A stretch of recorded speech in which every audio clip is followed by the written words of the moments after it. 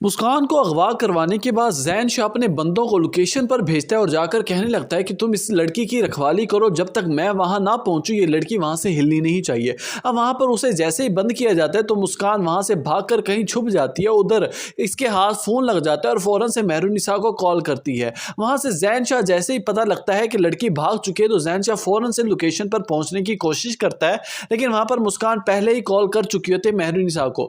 Phone پر گھبرائی آواز سن کر Mehrunnisa ایک دم سے پریشان ہو جاتی ہے، پوچھنے لگتی ہے مسکان سب خیریت تو ہے؟ کیا ہوا؟ اتنی پریشان کیوں؟ گھبرائی ہوئی کیوں؟ یہ بات سنتے ہی مسکان کہنے لگے گی آپ ہی کچھ ٹھیک نہیں ہے، زین شاہ نے اپنے بندوں کے ذریعے مجھے اغوا کروا لیا، اب یہاں پر میں پھنسی ہوئی ہوں، مجھے نہیں پتا یہ لوگ مجھے کہاں پر لے کر آئے ہیں، آپ فوراً سے خدا کے لیے پہنچ جائیں، مجھے بہت خطرہ ہے، یہ لڑکے مجھے ڈھونڈ رہے ہیں، کہیں میرے ساتھ کچھ کر نہ دیں۔ یہ بات سنتے ہی مسکان فون بند کر دیتے، لیکن پیچھے سے مہرالنساء چیختی رہتی ہے، پوچھنے لگتی ہے کہ مسکان آخر مجھے بتاؤ تو صحیح تم کہاں پر ہو؟ بس جیسے ہی کال بند ہوتی ہے مہرالنساء فوراً سے اپنا دوپٹہ لیتی ہے، پرس اٹھاتی ہے اور بھاگ کر ہڑبڑی میں جانے لگتی ہے کہ راستے میں ہی اس کا شاہ نواز سے ٹاکرا ہوتا ہے۔ شاہ نواز پوچھنے لگتا ہے کہ کیا ہوا اتنی جلد بازی میں کہاں جا رہی ہو، سب خیریت تو ہے؟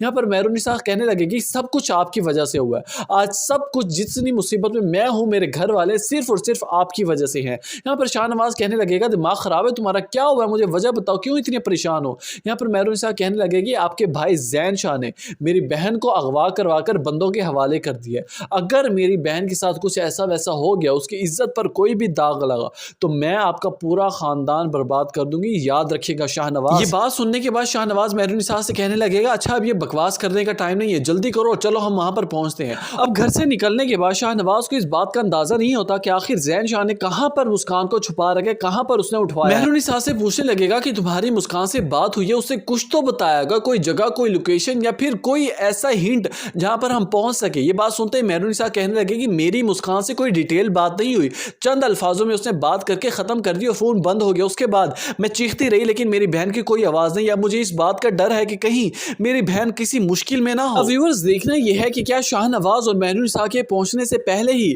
زین شاہ مسکان کو نقصان پہنچا چکا ہوگا یا پھر شاہ نواز سب کچھ جا کر سیٹل کر دے گا۔